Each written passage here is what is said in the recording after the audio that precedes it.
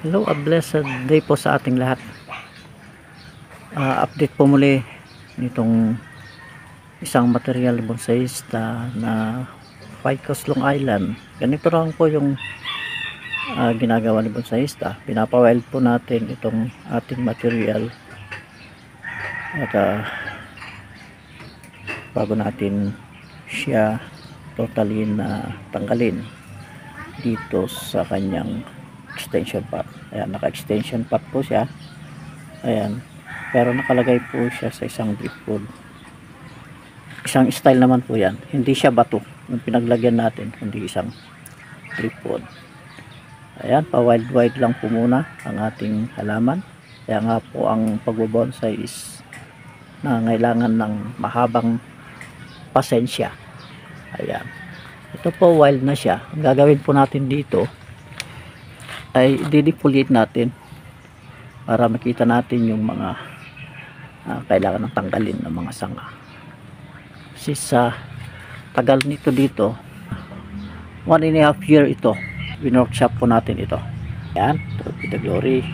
Mamaya tutuloy po natin ito mga kabonsai kung ano na yung outcome nitong nakabalot na ito. Ito extension pot, tatanggalin natin ito. Ayan, papakita po natin mamaya.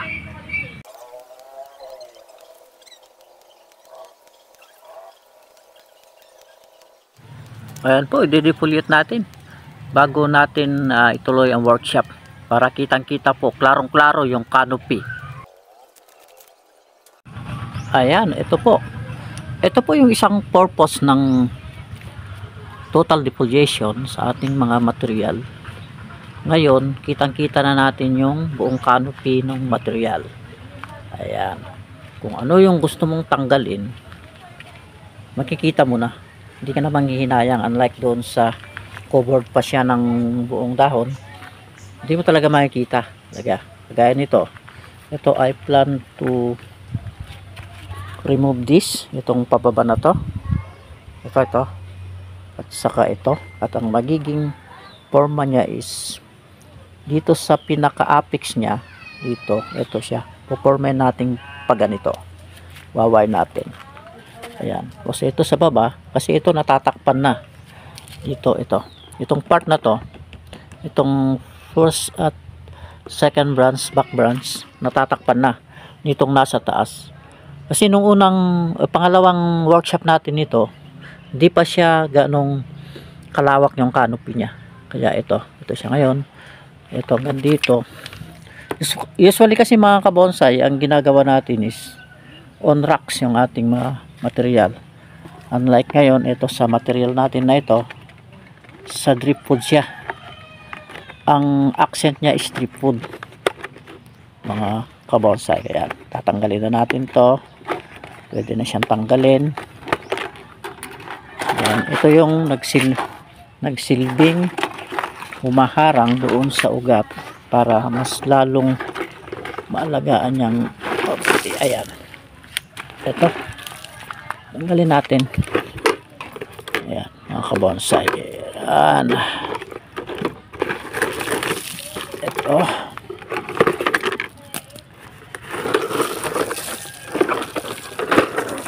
ayan.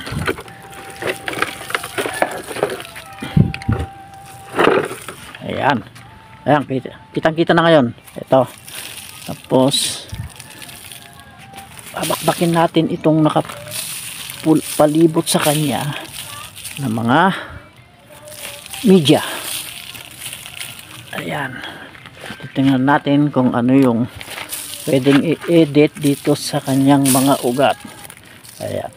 Ito po mga kabonsai is ang driftwood na to ay kundi siya sagat sa Ilocano o kaya yung tugas. Ayan, meron siyang accent na woodstone. Ito yung kabonsai. Ayan, ito natin tanggalin itong kanyang mga media.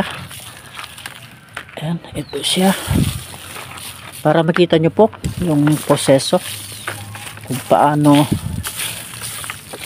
nagiging ganyan mga kabonsai. Ayan, yung bilagori. Ayan. Ito ay update lamang po. Ito is pangatlong workshop na po ito, mga kabonsai. Ayan. Malapit na natin siyang mabuo. Ayan. Ito kahit semi-finish lang po yung magiging target natin. Ayan. Itong material po natin na ito ay cuttings lang noon. Unang workshop natin. Pinakapit natin dito sa isang driftwood. Ayan. Ayan. Lumaki na yung kanyang mga ugat. And I think meron tayong i-edit dito na mga ugat. Kasi sa paglalagay natin ng extension pot, nagiging malaya siya kung saan siya. Kagaya nito, sinasabi ko mga kabonsai, nag-cut tayo kaninang meron pa siyang dahon nung hindi pa natin na-defoliate. Ngayon na-discover natin na meron tayong nakat na ugat na pababa, aerial roots, ay meron siyang potential na pampaganda sa ating material. Kung nag-defoliate sana tayo muna bago tayo nagputol, ayan, nakita natin to. Ayan, sayang. Pero ayan, marami pa naman siyang ugat. Ayan, mga kabonsai.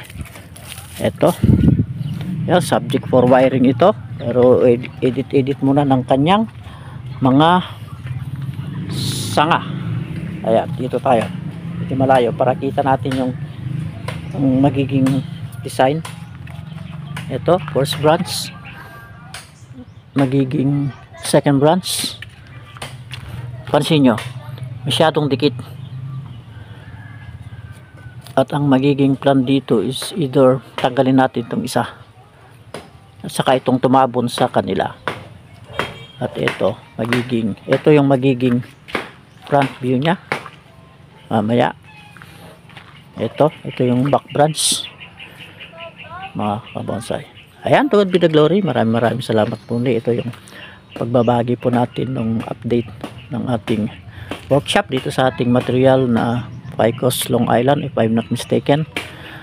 Ayan, mga kabonsai, konsehista, opportunista po muli na nagbabahagi ng kaunting kaalaman sa unti-unting pagbubuo po ng ating mga bonsai material. So, glory, konsehista, opportunista, nagsasabi na tuloy lang po ang buhay, magandang buhay po sa ating lahat.